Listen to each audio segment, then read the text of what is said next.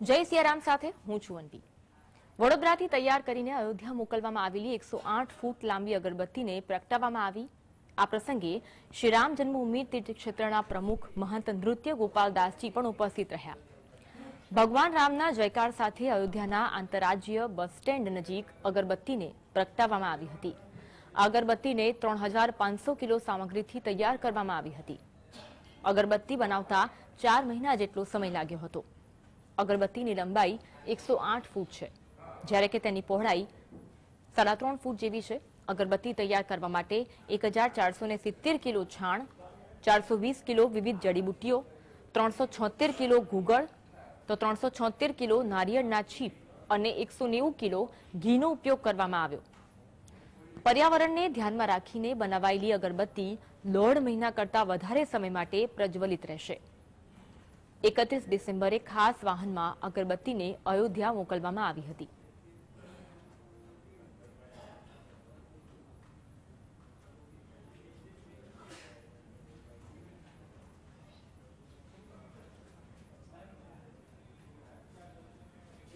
પોરબંદરમાં વગર ડિગ્રીના કારીગરે બનાવેલું આબેહૂબ રામ મંદિર આકર્ષણનું કેન્દ્ર બન્યું છે। શહેરમાં એસટી રોડ પર આવેલા લોહાણા મહાજન સંચાલિત જલારામ મંદિરે વર્ષોથી સેવા કરતા સેવક કાંતિ બાપાએ અયોધ્યામાં બનતા રામ મંદિર જેવું અદ્ભુત આબેહૂબ રામ મંદિર બનાવ્યું છે। કાંતિ બાપા કોઈપણ જાતની ડિગ્રી પ્રાપ્ત કર્યા વગર પોતાની સૂઝબૂઝ અને લગન સાથે વેસ્ટમાંથી બેસ્ટ થર્મોકોલના નાના ટુકડામાંથી અયોધ્યા નગરીમાં બનતા રામ મંદિર જેવા જ રામ મંદિરને આખરી ઓપ આપ્યો। કાંતિ બાપા એકલા હાથે રામ મંદિર બનાવી જલારામ મંદિરમાં 22 જાન્યુઆરીના દિવસે દર્શન માટે ખુલ્લું મૂકશે। જેઓ છેલ્લા 10 દિવસથી જલારામ મંદિરના ઉપરના હોલમાં મંદિર બનાવવાની સેવા આપી રહ્યા છે, તો સાથે સાથે તેમાં કોઈ ભૂલ રહી ન જાય તેની પણ કાળજી રાખી રહ્યા છે। અને આ મંદિરની પ્રેરણા જલારામ બાપા અને મામા સાહેબ તરફથી મને મારું શરીર ઉપયોગ કરીને આ કામ કરાવે। અને કોઈ દીમાં મંદિર બનાવ્યું 10 દિવસમાં એનું માપ સાઈઝ મેં લીધી નથી, ઓટોમેટિક થઈ જાય છે, જલારામ બાપાની દયા છે। અને મંદિર તૈયાર થઈ ગયો ત્યાં તમારી સામે જ છે। અયોધ્યામાંથી શ્રી રામચંદ્ર ભગવાનનું મંદિર બને એવું જ મંદિર અહીં બની ગયું છે। તો રાજકોટમાં સનાતન ધર્મ રક્ષક સમિતિ દ્વારા મિની અયોધ્યા બનાવવામાં આવ્યું છે। વિરાણી હાઈસ્કૂલ ગ્રાઉન્ડમાં મિની અયોધ્યા તૈયાર કરવામાં આવ્યું છે। 28 ફૂટની ભગવાન રામની અને હનુમાનજીના કટઆઉટ તૈયાર કરવામાં આવ્યા। 150 ફૂટના સ્ટેજ પર રામ મંદિરની પ્રતિકૃતિ આકર્ષણ જમાવશે। 22 જાન્યુઆરી અયોધ્યામાં થતા પ્રાણ પ્રતિષ્ઠાનું LED સ્ક્રીનમાં લાઈવ પ્રસારણ બતાવવામાં આવશે।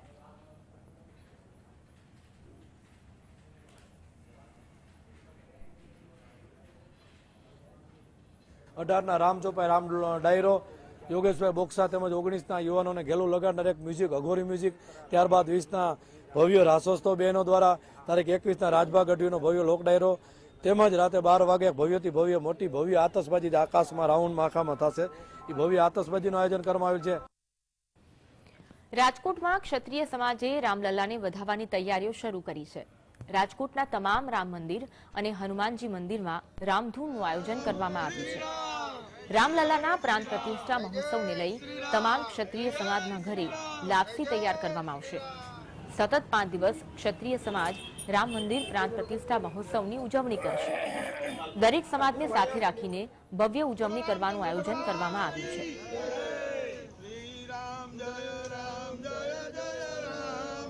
ભગવાન રામની જ્યારે પ્રતિષ્ઠા મહોત્સવ હોય ત્યારે સમગ્ર વિશ્વ અને સમગ્ર ભારત આ ઉમંગને એવો વધાવી લે રામલલાને કે ઘરે ઘરે આરતી થાય, દીવા પ્રાગટ્ય થાય, રંગોળી થાય, અને આજથી જ રંગોળીની શરૂઆત કરે કે 5 દિવસ સુધી રામ મહોત્સવ જેવું લાગવું જોઈએ અને ભગવાનને આપણે વધાવી લઈએ। સુરેન્દ્રનગર જિલ્લામાં વઢવાણ સ્વામિનારાયણ મંદિર દ્વારા અયોધ્યામાં રામ મંદિરના પ્રાણ પ્રતિષ્ઠાની ઉજવણીની અનોખી પહેલ શરૂ કરવામાં આવી। જિલ્લાના 200 જેટલા રામ મંદિરમાં વઢવાણ સ્વામિનારાયણ મંદિર દ્વારા અન્નકૂટ ધરાવવામાં આવશે। રામ મંદિરમાં પ્રાણ પ્રતિષ્ઠા મહોત્સવના દિવસે વઢવાણમાં દિવાળી જેવો માહોલ સર્જાશે। જિલ્લામાં આવેલા રામ મંદિરોનું શણગાર શરૂ કરવામાં આવ્યા। તો 22 જાન્યુઆરીએ સુરેન્દ્રનગર જિલ્લાના હર ઘરમાં દીપ પ્રાગટ્ય જેવા ધાર્મિક કાર્યક્રમ યોજવા અંગે પણ સંતોએ જિલ્લાવાસીઓને આહવાન કર્યું હતું. તો રામજી મંદિરોમાં રામધૂન સહિતના ધાર્મિક કાર્યક્રમોનું પણ 22 જાન્યુઆરીના દિવસે આયોજન કરવામાં આવશે. 201 ગામોમાં આપણા તરફથી અન્નકૂટ થવા જઈ રહ્યું છે.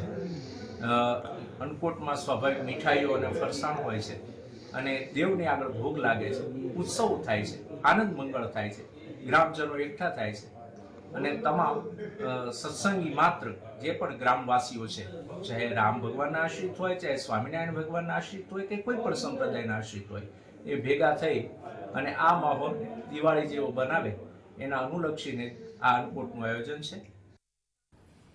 અયોધ્યા ખાતે ભગવાન રામલલ્લાના પ્રાણ પ્રતિષ્ઠા મહોત્સવ કાર્યક્રમ પહેલા સમગ્ર નર્મદા વિસ્તાર રામમય જોવા મળી રહ્યું છે.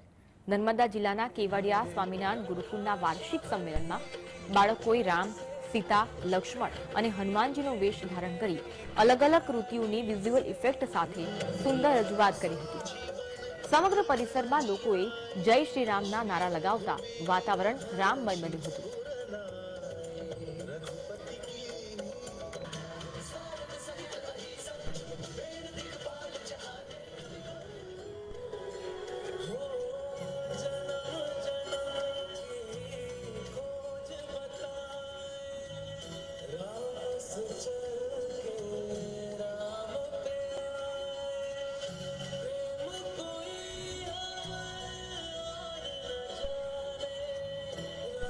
તો રામ મંદિરને લગતી આવી જ કેટલીક વાતો પર આગળ પણ નજર કરીશું એક વિરામ બાદ.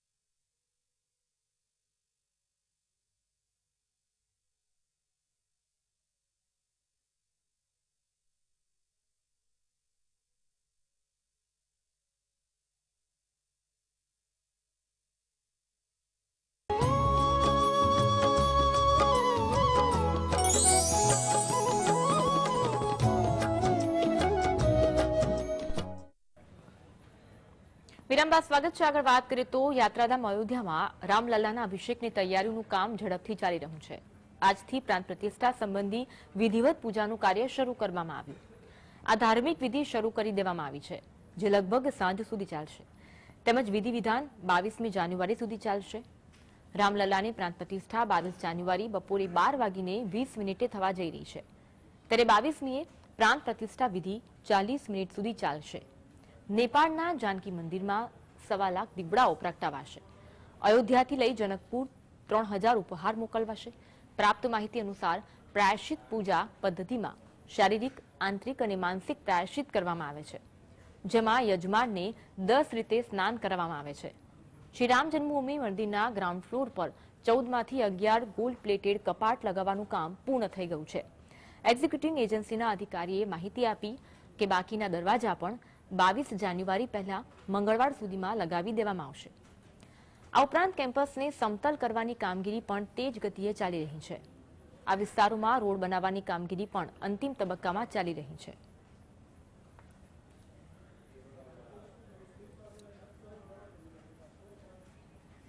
આજે ચારે બાજુ રામ મંદિરની ચર્ચા ચાલી રહી છે. ગણતરીની ઘડીઓમાં રામ મંદિરની પ્રાણ પ્રતિષ્ઠાનો કાર્યક્રમ થવા જઈ રહ્યો છે. પરંતુ જો પ્રભુ બિરાજમાન થઈ રહ્યા છે અને બરકત અલીનું નામ ન આવે તે કેવી રીતે શક્ય બને? આજે ઉત્સાહનો માહોલ છે. ભગવાન રામની ભવ્ય પ્રાણ પ્રતિષ્ઠા થવા જઈ રહી છે. જો કે રામના આ ઇતિહાસમાં આપણે એવા પાત્રની વાત કરીશું જેને દાવો કર્યો કે તેને ભગવાન રામના બાળ સ્વરૂપને જોયું છે. તમે સાચું સાંભળ્યું. અમે વાત કરી રહ્યા છીએ બરકત અલીની, જેમણે ભગવાન રામના દેવીય ચમત્કારનો દાવો કર્યો. બરકત અલી કોન્સ્ટેબલ, બાબરી મસ્જિદ, રામ જન્મભૂમિ. 22-23 ડિસેમ્બર 1949ની રામ કહાની, જ્યારે દાવો થયો હતો કે બાબરી મસ્જિદની અંદર પ્રગટ થયા રામલલ્લા. એ રાત્રિએ કોન્સ્ટેબલ બરકત અલીએ જોયું તે નિવેદન આજે પણ સરકારી ચોપડે નોંધાયેલું છે. 23 ડિસેમ્બરની સવાર બાબરી મસ્જિદ રામ જન્મભૂમિ પોલીસ ચોકીમાં તૈનાત કોન્સ્ટેબલ બરકત અલી ગત રાત્રિએ જે થયું તેનું નિવેદન નોંધાવી રહ્યા હતા. બરકત અલીનું નિવેદન હતું, હું રાત્રે ચોકીમાં ડ્યુટી પર હતો. અચાનક મેં જોયું કે બાબરી મસ્જિદના ગુંબજની અંદર નીચે ખૂબ મોટા લીલા રંગનો પ્રકાશ થયો અને બાદમાં આ પ્રકાશ ખૂબ સુંદર રોશનીમાં પરિવર્તિત થયો અને આ જ રોશની વચ્ચે મને ખૂબ દિવ્ય બાળક દેખાયું. એ બાળકના વાળ વાંકડિયા હતા, શરીર તંદુરસ્ત હતું. જોતા તો એવું લાગી રહ્યું હતું કે રામલલ્લા સ્વયં પ્રગટ થયા છે અને હું જાણે કે સ્વપ્નમાં સરી પડ્યો. બરાબર ત્યારે જ મેં જોયું કે બાબરી મસ્જિદના મુખ્ય દ્વારનું તાળું જમીન પર તૂટેલી હાલતમાં પડ્યું હતું અને અંદર જાણે રામલલ્લા સાક્ષાત પ્રગટ થયા હતા અને ત્યાંથી સતત એક જ ધ્વનિ સંભળાઈ રહી હતી કે ભય પ્રગટ કૃપાલા દીન દયાલા. બરકત અલીનું નિવેદન સરકારી દસ્તાવેજોમાં આજે પણ નોંધાયેલું છે. અયોધ્યા કાર સેવક પુરમની બહાર તેમનું સંપૂર્ણ નિવેદન અંકિત કરાયેલું છે. Bureau report, GSTV. શું ભગવાન ખરેખર પ્રગટ થયા હતા? કોન્સ્ટેબલ બરકત અલીને પ્રભુ શ્રી રામનો ખરેખર સાક્ષાત્કાર થયો? બાબરી મસ્જિદમાં રામલલ્લાની મૂર્તિને પ્રસ્થાપિત કરવાની ઘટનાને બરકત અલી સાથે શું સંબંધ છે? એવા અનેક સવાલોના જવાબ તપાસમાં સામે આવતા ગયા. 22 થી 23 ડિસેમ્બર 1949ની રાત્રિએ જ્યારે બાબરી મસ્જિદમાં સંતોનું ટોળું ધસી આવ્યું, ફૈઝાબાદના વહીવટી તંત્રે તત્કાલ કાર્યવાહી શરૂ કરી. સૌ પ્રથમ પોલીસ ચોકીમાં તૈનાત બરકત અલીનું નિવેદન લેવાયું. બરકત અલીએ કહ્યું કે ઘટના બની ત્યારે તેઓ ડ્યુટી પર તૈનાત હતા. તેમણે રામલલ્લાને પ્રગટ થતા જોયા છે. જો કે બરકત અલીના વરિષ્ઠ અધિકારીએ તેમનાથી વિપરીત અને વિરોધાભાસી નિવેદન આપ્યું. અયોધ્યા પોલીસ ચોકીના ઇન્ચાર્જે જણાવ્યું કે રામલલ્લાની મૂર્તિની જ્યારે પ્રસ્થાપિત કરાઈ ત્યારે બરકત અલી આરામ કરી રહ્યા હતા. તેના બદલે શેરસિંહ ફરજ બજાવી રહ્યા હતા. તપાસ જેમ જેમ આગળ વધી તેમ તેમ વધુ ખુલાસા થયા. સ્ટેશન ઇન્ચાર્જે શેરસિંહનું નામ લીધું, પરંતુ શેરસિંહની ડ્યુટી 2 કલાક પહેલા જ સમાપ્ત થઈ ચૂકી હતી. પરંતુ તેમને બરકત અલીને કહ્યું કે તમે થોડી વાર આરામ કરો, હું ડ્યુટી કરી લઉં છું. શેરસિંહનો શું હતો ઈરાદો? જાણી જોઈને બરકત અલીને આરામ કરવા મોકલાયો? શેરસિંહ બાબા અભિરામદાસથી પ્રભાવિત હતા. તેમને પહેલેથી જ જાણકારી હતી કે સાધુઓનું ટોળું મોડી રાત્રે બાબરી મસ્જિદ પહોંચવાનું છે, જેથી તેમને જાણી જોઈને બરકત અલીને આરામ કરવા મોકલી દીધા, જેથી કોઈ પણ વિઘ્ન વગર નિર્ધારિત જગ્યા પર નિર્ધારિત સમયે ભગવાન રામની મૂર્તિને પ્રસ્થાપિત કરી શકાય. સાધુ સંતોએ બાળ રામને પ્રસ્થાપિત કરવાની વિધિ પૂર્ણ કરી અને બાદમાં શેરસિંહે રાત્રિની ઊંઘ માણી રહેલા બરકત અલીને જગાવ્યા હતા. બરકત અલીએ કેમ કહ્યું, મને ભગવાનનો સાક્ષાત્કાર થયો? બરકત અલી ચાલુ ડ્યુટીએ આરામ ફરમાવી રહ્યા હતા, જે સ્પષ્ટ રીતે તેમની ફરજમાં બેદરકારી હતી. જ્યારે તપાસ દરમિયાન નિવેદન નોંધવામાં આવ્યું ત્યારે બરકત અલીએ ફરજમાં બેદરકારીને ખુલ્લી પાડવા માંગતા ન હતા. તે માટે ભગવાન રામના પ્રગટ થવાનું નિવેદન આપ્યું. જો કે છેલ્લે સુધી તો તેઓ પોતાના નિવેદન પર અડગ જ રહ્યા. Bureau report, GSTV. આગામી 22 જાન્યુઆરીએ રામ મંદિર પ્રાણ પ્રતિષ્ઠા મહોત્સવને લઈ સમગ્ર દેશ રામમય છે. ત્યારે રજૂ કરી રહ્યા છીએ GSTVની વિશેષ રજૂઆત રામાયણના રહસ્ય.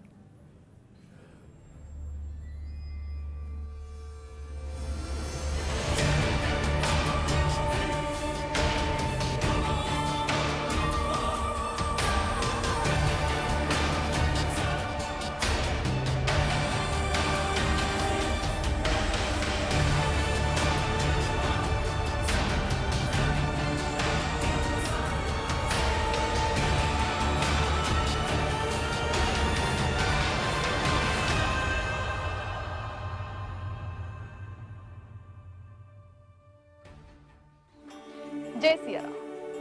નમસ્કાર, હું છું હિના. મિત્રો, આજે આપણે રામાયણના રહસ્યોની વાત કરીશું.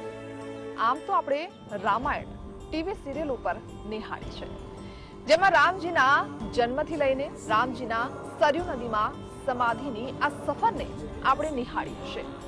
પરંતુ રામાયણમાં કેટલાક પાત્રો હોય કે પછી કેટલીક ઘટનાઓ જેનું નિરૂપણ આપણે ટીવી સિરિયલમાં જોયું છે, પણ જે રામાયણ છે, જે ગ્રંથમાં લખેલી છે, વાલ્મીકીજીએ લખેલી છે કે રામચરિતમાનસમાં લખેલી છે, આ તફાવત સાથે રામાયણમાં કેટલાક રહસ્યો સંકળાયેલા છે.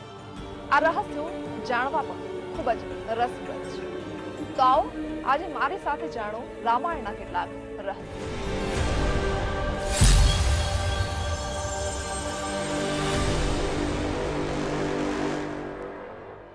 એવું કહેવાય છે કે વાલ્મીકીજી પહેલા હનુમાનજીએ રામકથાનું વર્ણન કર્યું છે.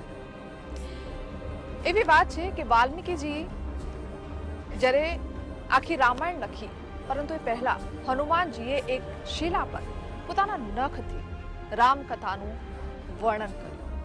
જો કે જ્યારે વાલ્મીકી આ જુએ છે ત્યારે તે ખુશ થઈ જાય છે, પણ જ્યારે હનુમાનજીને ખબર પડે છે કે વાલ્મીકીજી આ રામાયણનું લેખન કરવાના છે, વાલ્મીકીજી એ હનુમાનના પરમ ભક્ત હતા અને આ ભક્ત કાજે જ હનુમાનજીએ જે શિલા ઉપર રામકથા લખી હતી તે શિલાને તેમણે સમુદ્રમાં કે નદીમાં પધરાવી દીધી અને ત્યારબાદ વાલ્મીકીજીએ રામાયણ લખી અને આ જ કથાનું વર્ણન જે રીતે તેમણે કર્યું છે તે જ લોકો પઠન કરી રહ્યા છે. પણ બહુ ઓછા લોકો જાણે છે કે હનુમાનજીએ પણ રામકથાનું વર્ણન શિલા ઉપર કર્યું હતું. કહેવાય છે કે રામાયણના શ્લોકમાંથી જે ગાયત્રી મંત્રની રચના થઈ છે. હવે વાલ્મીકીજીએ જે રામાયણની રચના કરી છે તેમાં 2400 શ્લોક લખેલા છે. હવે આ 2400 શ્લોકમાં 100 શ્લોક પછી એટલે કે જે પહેલો અક્ષર આવે છે તેમાંથી જ ગાયત્રી મંત્ર બન્યો છે. ખરેખર આ તો અદ્ભુત વાત છે.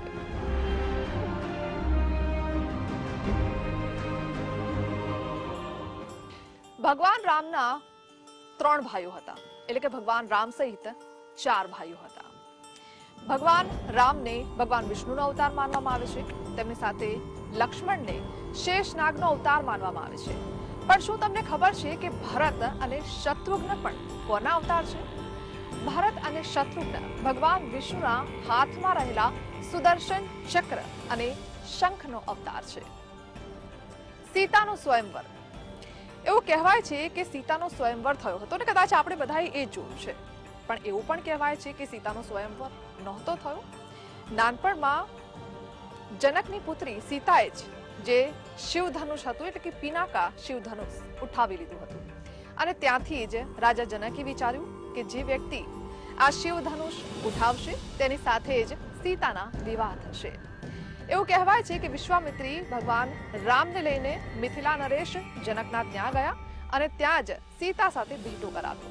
જો કે એ પહેલા સીતાને રામ મળે એ પહેલા જનક રાજાએ પિનાકા ધનુષ બતાવ્યું. વિશ્વામિત્રીએ ભગવાન રામને આ ધનુષ ઉઠાવવા માટે કહ્યું અને ભગવાન રામે આસાનીથી આ પિનાકા ધનુષને ઉઠાવી લીધું અને ત્યાર પછી જ જનક રાજાએ વિચારી લીધું કે સીતા માટે ભગવાન રામ જ શ્રેષ્ઠ છે અને ત્યારબાદ તેમના વિવાહ થાય છે. લક્ષ્મણનું નામ ગુદાકેશ હતું, પણ તેમનું આ નામ કેવી રીતે પડ્યું? હવે જ્યારે લક્ષ્મણજી રામ અને સીતા સાથે વનવાસ જાય છે ત્યારે તમને તો ખબર છે કે લક્ષ્મણજી ભગવાન રામ અને સીતા માટે તેમના પ્રત્યેની કેટલી ભક્તિ હોય છે. આ જ ભક્તિ અને પ્રેમના કારણે ભગવાન લક્ષ્મણ જ્યારે પહેલી રાત આવે છે ત્યારે જાગતા રહે છે. ત્યાં જ નિંદ્રા દેવી પ્રસન્ન થાય છે અને કહે છે લક્ષ્મણ નિંદ્રા દેવી કે મારા ભાગની નિંદ્રા તમે બીજા કોઈને આપી. ત્યારે નિંદ્રા દેવી કહે છે કે તમારા ભાગની નિંદ્રા હું કોને આપી શકું? ત્યારે લક્ષ્મણ કહે છે કે મારા 14 વર્ષની આ નિંદ્રા તમે મારી પત્ની ઉર્મિલાને આપી. ત્યારબાદ ઉર્મિલાને એ નિંદ્રા મળી જાય છે. એટલે શું તમને ખબર છે કે રામાયણ દરમિયાન એક પણ રાત લક્ષ્મણ સૂતા નથી. તેમના 14 વર્ષની નિંદ્રા તેમની પત્ની ઉર્મિલાને મળે છે. એટલે કે લક્ષ્મણ 14 વર્ષ સુધી જાગતા જ રહે છે અને ભગવાન શ્રી રામ અને તેમના પત્ની સીતાની ભક્તિ અને રક્ષા કરે છે. હનુમાનજી બાલ બ્રહ્મચારી હતા, આ સૌ કોઈ જાણે છે. પણ શું તમને ખબર છે કે હનુમાનજીને એક પુત્ર પણ હતો, મકરધ્વજ. એવું કહેવાય છે કે જ્યારે હનુમાનજી લંકામાં જાય છે ત્યારે હનુમાનજીની પૂંછને સળગાવી દેવામાં આવે છે અને હનુમાનજી ત્યાર પછી આખી લંકાને બાળી દે છે, એટલે કે સળગાવી દે છે. પરંતુ જ્યારે હનુમાનજી સમુદ્ર કિનારે તેમની પૂંછને ઓલવવા માટે જાય છે ત્યારે ખૂબ જ ગરમીના કારણે હનુમાનજીને પરસેવો થતો હોય છે અને આ પરસેવો સમુદ્રમાં પડે છે અને એક માછલી ગળી જાય છે અને ત્યારબાદ આ માછલીના ગર્ભમાંથી જન્મ લે છે મકરધ્વજ, એટલે કે હનુમાનજીના પુત્ર. ભગવાન હનુમાનજીનું પંચમુખી પણ છે. પંચમુખીના નામે ભગવાન હનુમાનજીની પૂજા પણ થાય છે. પણ પંચમુખી હનુમાનનું આ સ્વરૂપ કેવી રીતે પ્રગટ થયું તેની પાછળ પણ એક કથા છે જે રામાયણ સાથે જ સંકળાયેલી છે. એવું કહેવાય છે કે રામ અને રાવણનું યુદ્ધ જ્યારે ચાલતું હોય છે તે દરમિયાન રાવણનો ભાઈ અહિરાવણ ભગવાન રામ અને લક્ષ્મણને લઈને પાતાળ લોક જતા રહે છે. ત્યારબાદ હનુમાનજી રામ અને લક્ષ્મણને શોધતા પાતાળ લોક જાય છે. પણ ત્યાં જ પાતાળ લોકના દ્વાર પર તેમને મળે છે ભગવાન હનુમાનજીને તેમનો જ પુત્ર મકરધ્વજ. તેમની સાથે ભેટો થાય છે. ત્યારબાદ તેમની સાથે આ યુદ્ધ પણ થાય છે અને પાતાળ લોકમાં ભગવાન હનુમાનજી જોવે છે કે ચારે તરફ એટલે કે પાંચે દિશામાં 5 દીપ પ્રગટેલા હોય છે અને અહિરાવણનો જીવ આ 5 દીપમાં હોય છે. એવું કહેવાય છે કે આ 5 દીપને એક જ સાથે તમે ઓલવી નાખો તો અહિરાવણનો વધ થઈ જાય, એટલે કે તે મૃત્યુ પામે. ભગવાન હનુમાનજીએ એક જ સમયમાં આ 5 દીપને ઉલવવા માટે તેમણે પંચમુખ ધારણ કર્યા અને એટલે જ પંચમુખી હનુમાન કહેવાય છે. તેમણે આ 5 મુખથી 5 દીપને એક જ સમયમાં ઓલવી નાખ્યા અને ત્યારબાદ થયો અહિરાવણનો વધ. રામાયણના રહસ્ય આ વિશેષ અહેવાલમાં અત્યારે બસ આટલું જ. મને રજા આપશો. નમસ્કાર.